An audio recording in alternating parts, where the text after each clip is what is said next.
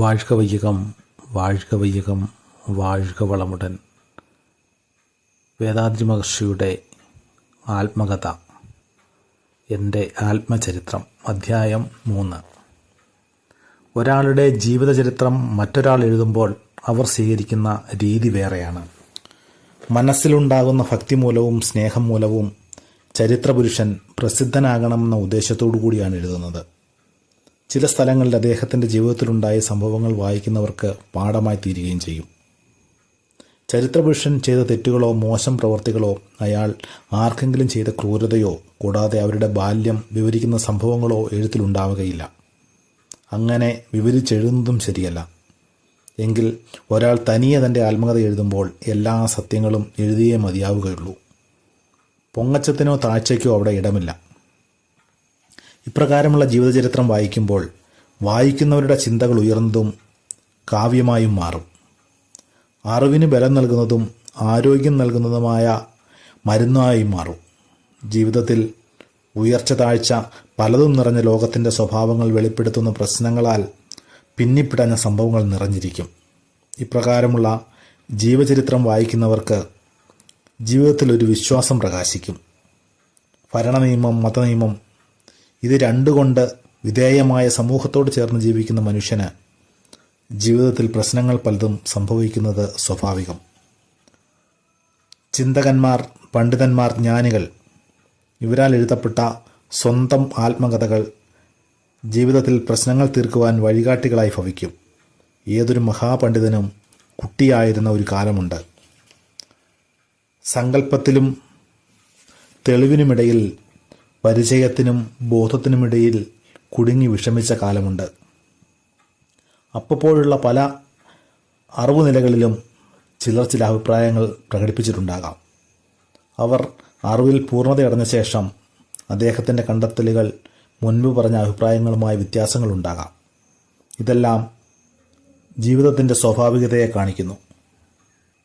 അദ്ദേഹം മുന്നേറിയ വഴികളെ കാണിക്കുന്നു. എൻ്റെ ചരിത്രത്തിലും ജീവിത പ്രശ്നങ്ങൾ പലതും അടങ്ങിയതാണ്. ഉയർച്ച താഴ്ചകൾ, അഭിമാനം, അപമാനം, നന്മ, ക്രൂരത എല്ലാമുണ്ട്.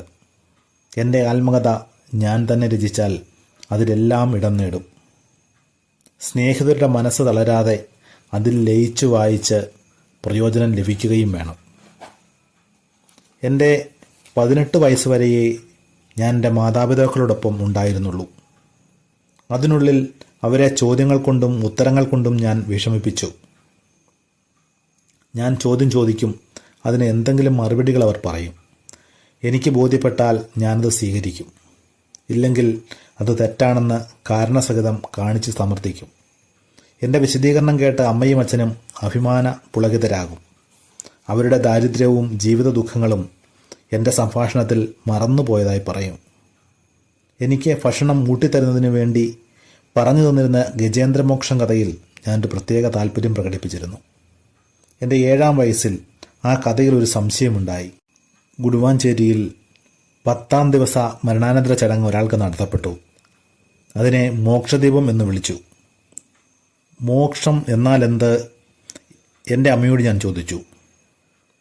മരണപ്പെട്ടു പോകുന്നതിനെയാണ് മോക്ഷമെന്ന് പറയുന്നത് എന്ന് മറുപടി നൽകി. എൻ്റെ ചിന്തകൾ വേഗതയാർന്നതായി. അമ്മേ, ഗജേന്ദ്രമോക്ഷത്തിലെ ആനയും മരിച്ചാണ് പോയത് എന്ന് ഞാൻ പറഞ്ഞു. അമ്മയെക്കൊണ്ട് മറുപടി നൽകാൻ സാധിച്ചില്ല. മുക്തി എന്നാൽ എന്തെന്ന് ഞാൻ ചോദിച്ചു. മുക്തി, മോക്ഷം എല്ലാം ഒന്നു തന്നെയാണെന്ന് മറുപടി പറഞ്ഞു തന്നു. അപ്പോൾ മുതലയ്ക്ക് മുക്തി, ആനയ്ക്ക് മോക്ഷം എന്ന് താങ്കൾ പറഞ്ഞ 2 യുദ്ധത്തിൽ മരിച്ചുപോയി എന്നല്ലേ വിവരിക്കുന്നത് എന്ന് ഞാൻ ചോദിച്ചു. എൻ്റെ അമ്മ നല്ല സൂക്ഷ്മബുദ്ധിയുള്ള ആളായിരുന്നു. എൻ്റെ മാനസിക നില മനസ്സിലാക്കിയിരിക്കുന്നു. എനിക്ക് പൂർവികർ പറഞ്ഞു തന്ന കഥ അതുപോലെ നിനക്ക് ഞാൻ പറഞ്ഞു തന്നു, അതല്ലാതെ കൂടുതലായൊന്നും എനിക്കറിയില്ല മോനെ എന്ന് പറഞ്ഞു. അതിനുശേഷം എൻ്റെ അച്ഛൻ വന്നു. ഞാൻ വിട്ടില്ല. അച്ഛനോടും ഇതേ സംസാരം. അദ്ദേഹവും അമ്മയെപ്പോലെ തന്നെ മറുപടി പറഞ്ഞു. ഞാനും എൻ്റെ അഭിപ്രായം തന്നെ പറഞ്ഞു. എൻ്റെ അച്ഛന് സന്തോഷമായി. അദ്ദേഹത്തിന് അത് സഹിക്കാൻ സാധിച്ചില്ല. എൻ്റെ അമ്മയെ നോക്കി, എന്താ ഇവൻ നമുക്ക് ഒരു മുരുകനായി ജനിച്ചിരിക്കുന്നത് കണ്ടോ? പ്രണവത്തിന് പിതാവിനോട് തന്നെ വിശദീകരണം ചോദിച്ച് പിന്നീട് അവൻ തന്നെ പ്രണവരഹസ്യത്തിനെ വിവരിച്ചു പറഞ്ഞു കൊടുക്കും. പിതാവിനെ തന്നെ മുരുകൻ അതിശയിപ്പിച്ചു. അതുപോലെ ഇരിക്കുന്നു ഇവൻ, നമുക്ക് വിശദീകരണം തരുന്നത് എന്ന് എൻ്റെ അച്ഛൻ പറഞ്ഞു. രണ്ടുപേരുടെയും ഹൃദയം കണ്ടറിഞ്ഞ ആനന്ദം ഞാൻ അറിഞ്ഞു. അപ്പോൾ ഉണ്ടായതിനേക്കാൾ 62 വർഷങ്ങൾക്ക് ശേഷം ഇപ്പോഴും ആ കാഴ്ചയോർത്ത് ഞാൻ സന്തോഷിക്കുന്നു. ഈ രീതിയിൽ പല സാങ്കല്പിക കഥകളും സ്വീകരിക്കാൻ ഞാൻ വിസമ്മതിച്ചു. എൻ്റെ മാനസിക നില മനസ്സിലാക്കിയ എൻ്റെ അച്ഛൻ ഒരു മറുവഴി കണ്ടുപിടിച്ചു. എനിക്ക് ശതകങ്ങൾ പറഞ്ഞു തന്നു. വായിക്കാൻ അറിയാത്ത അദ്ദേഹം അരപ്പളീസുര ശതകം, തണ്ടലയാർ ശതകം, കുമരേശ ശതകം ഇവയെല്ലാം എങ്ങനെയോ മനഃപ്പാടമാക്കി എനിക്ക് പറഞ്ഞു തന്നിരുന്നു. ആദ്യം പുസ്തകമില്ലാതെ തന്നെ പറഞ്ഞു തന്നു. പിന്നീട് ഞാൻ കൂട്ടി വായിക്കാൻ ആരംഭിച്ച ശേഷം ആ ശതകങ്ങൾ എനിക്ക് വാങ്ങിച്ചു തന്ന് എന്നെക്കൊണ്ട് വായിപ്പിച്ചു. ആഘോഷിക്കുന്ന ഉത്സവങ്ങൾക്ക് വിശദീകരണം ഞാൻ ചോദിക്കും. അവർ അറിയുന്ന അത്രയും പറഞ്ഞു തരും. ചിലപ്പോൾ എനിക്ക് തൃപ്തിയാകില്ല. എങ്കിലും അവർ ഭക്തിമാർഗത്തിൽ ഈശ്വരാരാധന നടത്തുമ്പോൾ മനതൃപ്തിയോടുകൂടി തന്നെ അവരോടൊപ്പം ചേർന്ന് ഞാനും ഈശ്വരാരാധന ചെയ്തു പോന്നു. ചിന്ത, തൊഴിൽ, പ്രൈവറ്റ് വിദ്യാഭ്യാസം, ഇങ്ങനെ എൻ്റെ കാലം കഴിഞ്ഞു പോയി. 18-ാം വയസ്സിൻ്റെ ഒടുവിൽ ഞാൻ ചെന്നൈക്ക് പോയി. അവിടെ എൻ്റെ സഹോദരിയുടെ വീട്ടിൽ താമസിച്ചു പോന്നിരുന്നു. എൻ്റെ സഹോദരിയുടെ ഭർത്താവ് എനിക്ക് വേണ്ടി ജോലി അന്വേഷിച്ചു. ഉദ്ദേശം 1 മാസത്തിനുള്ളിൽ എനിക്കൊരു ജോലി ലഭിച്ചു. ആ കാലത്തിൽ കുതിരപ്പന്തയത്തിന് വേണ്ടി അതിനു പുറത്ത് ക്ലബ്ബുകളിൽ പണം അടയ്ക്കുന്ന രീതി ഉണ്ടായിരുന്നു. അപ്രകാരമുള്ള ക്ലബ്ബുകൾ എല്ലാ നഗരങ്ങളിലും ഉണ്ടായിരുന്നു. ചെന്നൈയിൽ 100ഓളം ക്ലബ്ബുകൾ ഉണ്ടായിരുന്നു.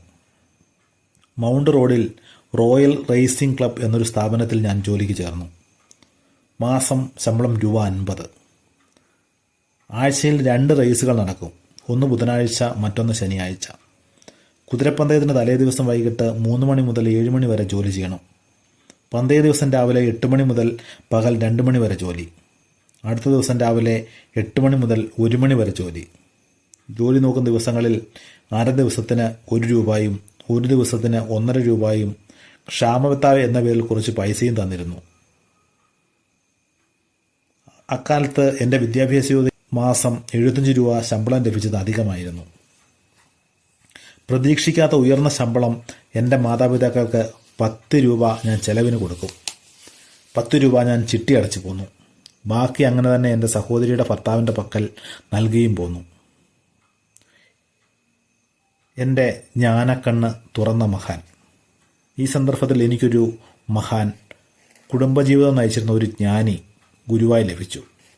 എൻ്റെ മാതാപിതാക്കൾ ചെയ്ത തപഫലം എന്നേ പറയേണ്ടതുള്ളൂ. അദ്ദേഹത്തിൻ്റെ പേര് വൈദ്യഭൂപതി S. കൃഷ്ണറാവു. അദ്ദേഹം ആയുർവേദ ചികിത്സ, സിദ്ധചികിത്സ, യുനാനി ചികിത്സ എന്നിവ 3ലും പ്രഗത്ഭനായിരുന്നു. തത്വജ്ഞാനത്തിൽ ഒരു ശ്രേഷ്ഠൻ, അറിവിലും പെരുമാറ്റത്തിലും ഒരു മഹാൻ. അദ്ദേഹം മന്ദവള്ളി പ്രാക്ടീസ് റോഡിൽ ഒരു വൈദ്യശാല നടത്തിയിരുന്നു. അദ്ദേഹം ആദ്യം മൈലാപ്പൂർ നടുതെരുവിലും ശേഷം റെഡ്ഡിക്കാര തെരുവ് എന്ന താജ്മുത്തു അരുണാചലം തെരുവിലും താമസിച്ചിരുന്നു. വൈകുന്നേരങ്ങളിൽ മാത്രം മന്ദവള്ളി കടത്തെരുവ് വൈദ്യശാലയിൽ കാണും.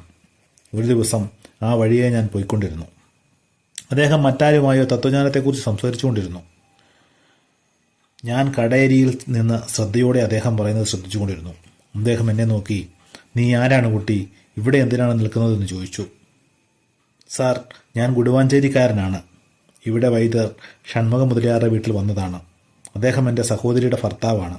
എനിക്ക് റേസ് ക്ലബിൽ ജോലിയാണ്" എന്ന് ഞാൻ പറഞ്ഞു. "അകത്തേക്ക് വരൂ കുട്ടി, ഇരിക്കൂ" എന്ന് സ്നേഹത്തോടെ വിളിച്ചു. ആ വാക്കുകൾ എൻ്റെ മാതാപിതാക്കളെ ഓർമ്മപ്പെടുത്തി. പെട്ടെന്ന് ഞാൻ ഇരുന്നു. അദ്ദേഹം സംഭാഷണം നിർത്തിയിട്ട് എന്നെ നോക്കി, "നിനക്ക് ഇഷ്ടമുണ്ടെങ്കിൽ വിശ്രമ സമയത്തെല്ലാം ഇവിടെ വന്നുകൊള്ളൂ കുട്ടി" എന്ന് പറഞ്ഞു. "അങ്ങനെ തന്നെ ആകട്ടെ" എന്ന് പറഞ്ഞ് ഞാൻ വീട്ടിലേക്ക് മടങ്ങി. അതിനുശേഷം ആഴ്ചയിൽ 4 ദിവസം അദ്ദേഹത്തിനെ കണ്ടുമുട്ടും. എൻ്റെ വിശ്രമ സമയമെല്ലാം അദ്ദേഹത്തിൻ്റെ വൈദ്യശാലയിലും വീട്ടിലും കഴിഞ്ഞു പോന്നു. പല രാത്രികളിലും അദ്ദേഹത്തോടൊപ്പം താമസിച്ചിരുന്നു. അപ്പോൾ അദ്ദേഹത്തിന് വയസ്സ് 65. എനിക്ക് അദ്ദേഹം ആയുർവേദ ചികിത്സ ശരിയായ രീതിയിൽ പഠിപ്പിച്ചു തന്നു. സിദ്ധവൈദ്യം ഇടയ്ക്കിടയ്ക്ക് സ്ഥലം പിടിക്കും. തത്വവിതരണം നന്നായി ബോധിപ്പിച്ചു. ചരക സംഹിത, മാധവ നിദാനം, അഷ്ടാംഗഹൃദയം, രസരത്ന സമുക്ഷയം തുടങ്ങിയ സംഹിത ഗ്രന്ഥങ്ങളിൽ നിന്നും ഭാഷ്യം രചിച്ച് വിവരിച്ചു. പുരികത്തിൻ്റെ ഇടയിൽ ധ്യാനം ചെയ്യുന്ന യോഗവിദ്യയും പകർന്നു നൽകി. 2 വർഷം കൊണ്ട് ഞാൻ ചികിത്സയിൽ നല്ല അറിവ് നേടി. തത്വജ്ഞാനത്തിലും തെളിവ് ലഭിച്ചു. ധ്യാനത്തിലും ഒരു അടുപ്പമുണ്ടായി. അദ്ദേഹത്തിന് എന്നെക്കൊണ്ട് ഒരു പ്രയോജനവുമില്ല. എങ്കിലും ഒരു മകനെപ്പോലെ എന്നെ സ്വീകരിച്ച് ഒരു നല്ല മനുഷ്യനാക്കി. അദ്ദേഹത്തെ ഞാൻ ആദരിക്കുന്നു, നമസ്കരിക്കുന്നു. പ്രകൃതി നിയമം. കുന്നിൽ ഒഴുകുന്ന വെള്ളം നന്നായൊഴുകും. മുകളിലേക്കെറിഞ്ഞ വസ്തു നിലം പൊത്തും. നാട്ടിയ കമ്പിലോ മരത്തിലോ പോയി സ്നേഹത്തോടുകൂടി വള്ളിച്ചെടികൾ ചുറ്റിപ്പിടിക്കും. കുസൃതിയോട് കൗമാരത്തിൽ ആൺപെൺ മനസ്സ് കൊട്ടിയുരുമി ഉടൽ ചേരുവാൻ ജിജ്ഞാസയുണ്ടാകും. കൂട്ടുബന്ധത്താൽ ഏതു വസ്തുവും തന്മ മാറും. ഗുണങ്ങളെല്ലാം പ്രകൃത്യാൽ ഉണ്ടായത്. പെണ്ണിൻ മഹിമ. പെൺവയറ്റിൽ സൃഷ്ടിക്കപ്പെട്ട ശേഷവും ആ പെൺ തന്ന പാൽ കുടിച്ചു വളർന്നു വീണ്ടും പെൺതുണ കൊണ്ടു ജീവിക്കും മഹിമ കണ്ട് പെൺമയ്ക്ക് വലിയ മതിപ്പ് കൊടുത്തു നാം. പെണ്ണിനത്തിനെ എവിടെയും ഏതു വിധത്തിലും മോശമായി അപമാനിച്ചാൽ സഹിക്കില്ല ഞാൻ. പെൺമയ്ക്കു നമ്മുടെ സേവ ചെയ്യുവാൻ വരൂ വൻ സംഘമായി ചേർന്നൊരു ഫലം കാണാം. നന്നായി ജീവിക്കുവാൻ വഴി കാണാം. ജീവിക്കണം എന്നു കരുതി ലോകത്തിൽ വന്നതല്ല എങ്കിലും നാം ജനിച്ചു. ജീവിക്കണം. ലോകത്ത് ആയുസ്സുള്ളവരെ ജീവിച്ചവരുടെ അനുഭവത്തെ തുടർന്ന് കൈപ്പറ്റി ജീവിക്കുവാനുള്ള അവകാശം അവർക്കുമുണ്ട്. ജീവിക്കുന്നവർക്ക് പ്രയോജനകരമായി ജീവിക്കണമെന്നു മാത്രം. ജീവിക്കേണ്ടുന്ന ഏവരും ഒത്തുചേർന്ന് നിർമ്മിച്ചിടാം ഒരു പദ്ധതി നന്നായി ജീവിക്കുവാൻ.